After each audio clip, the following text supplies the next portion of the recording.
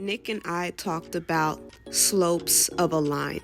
Slopes fall into three categories, which are easy to understand because it is very applicable to everyday life. I like to use skating or skateboarding. Imagine these are hills. Which hill would be kind of a boring ride? The middle one, because it's a flat surface. Anytime you have a horizontal line, there's no slope, so m equals 0. Okay, now let's consider a situation that's opposite of a slow ride, and that's a dangerous one. Yes, this one, a vertical line. Imagine going down a hill this steep. You're gonna tumble down that hill. And why is that? It's because the slope is undefined.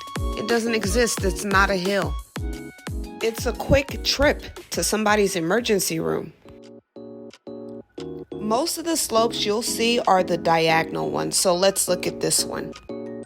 These slopes will always have some numerical value other than 0. And to find it, you have to get 2 points on that line. We're going to use these 2 points to calculate slope. Let's create room to do so. All right, here's our slope formula. M equals y2 minus y1 over x2 minus x1. I asked Nick to decide which one he wants to be the first point and the second point. It really doesn't matter. I'll tell you when it matters. The bottom point is going to be his first one and the top his second point. All right, y2 is the y on our second point, and y1 is our y on our first point. Let's fill out our denominator now with the x values. The x in our second point is 3. The x in our first point is 1. Time to solve. Lastly, simplify. M, the slope, equals 1. Nick is ready to give it a shot.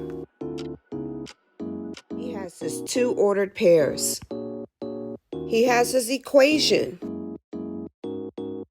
We don't need that fraction bar over everything, just the y2 minus y1. All right, time to put x2 minus x1 in the denominator. And here's our slope formula. Let's substitute these values now.